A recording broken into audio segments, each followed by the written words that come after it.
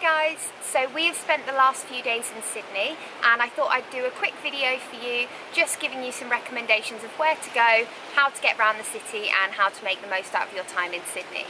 Firstly, I've got to apologise for the wind, but unfortunately when you live in a van there's not many places that you can film and this is just what the weather's doing today. So the first thing you might need to think about when visiting Sydney is how to get around the city. Now for us, we purchased an Opal card. Now this is the New South Wales version of the transport card that we bought in Melbourne, which was the Mikey, and very similar to the Oyster card in London. You simply tap on and off all of the transport that you use. This works on the buses and the trains.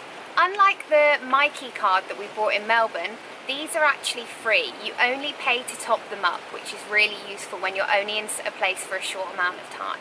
So I found the transport in Sydney not to be as efficient as the transport in other cities that we visited. There's no trams to get around, everything is by bus or train. Getting around by bus is definitely slower. It obviously gets stuck in traffic, it stops at a lot more places, which just means you have to allocate more time to get around. Price-wise, I think it was very good. It was very similar to other cities that we've been to and very fair. Where you can, I would recommend getting the ferry around the centre of the city.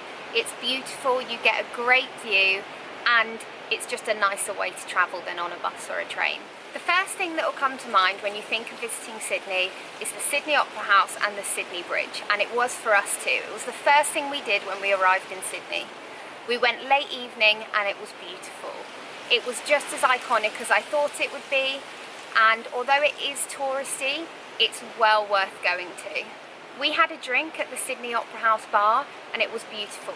We watched the boats go by, we watched the sun start to set, had a drink, but you do need to watch out for the seagulls, they're very annoying. This wind is driving me mad, but it's been raining for like 3 days straight and I really want to film this video.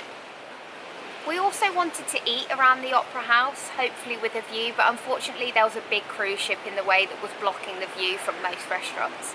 So we decided to walk round to Darling Harbour on the recommendation of some women next to us. It was beautiful, lots of boats parked there, loads of options to eat and a bit quieter, which was nice. My next recommendation for Sydney is definitely the coastal walk. We walked from Coogee Beach to Bondi. Along the way, there's beautiful beaches, great bays, a great coastal walk through a very weird graveyard, but definitely worth doing. On our last day in Sydney, we got the ferry over to Manly. We got the ferry from Darling Harbour to the Sydney Opera House and then on to Manly. It was my favourite way to travel around the city. You got the best views, you went right under the Sydney Bridge and managed to get some great photos of the Opera House. Look at our Insta. Manly main town was very touristy and the main beach was packed. However, if you walk left or right of that beach, there's other little bays that you can go to. We went to Shelley Beach, had a swim, and it was lovely. Manly is well worth the ferry ride too. Even if you don't spend much time there, the ferry ride might have actually been my favourite part about it. My last must-do for while you're in Sydney is actually getting out of the city and getting a bit of peace and quiet on the coast. Just north of the Manly beaches, there's two beaches that were my favourite. One's called Whale Beach and the other's called Pebble Beach. Although we drove there in our van, I saw lots of people getting the bus there, which is great because you don't have to pay for parking. Both beaches are quiet and quaint and definitely have a different feel to the beaches in the centre of Sydney. When it comes to camping in Sydney, it was a real struggle for us. We use the Campermate app and this is our favourite app for figuring out where we're going to stay at night and what to do. On this map you have 3 different colour codes of free campsites, low price campsites and more expensive campsites. You can also search for toilets, showers, Wi-Fi, loads of great options and this is what we use all the time. When looking on Campermate we realised that there was only 2 or 3 campsites near the centre of Sydney. They were all the most expensive ones and we were looking at about $45 to $50 a night to stay, plus the cost of transport to get into the city.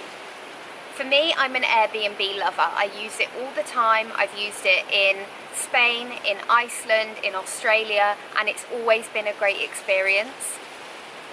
So for me, I had a quick look on Airbnb and I found a beautiful old Victorian property really close into Sydney for about £22, £23 a night. So we booked that for 2 nights and I think it was the best thing we did. By staying in a local's house, not only are you in a great location, but you also get to pick their brain as to where to go, how to get to places, and it just makes life a bit easier, especially if you're living in a van, to have a warm shower and Wi-Fi. If you're thinking of trying to drive into the city and trying to camp in your car or in your van, it's really hard to do, and for us it just wasn't worth the risk. There's no camping signs everywhere and the fines are expensive. So my recommendation would be pay for an Airbnb, pay for a campsite. It's not worth the $1,000 fine.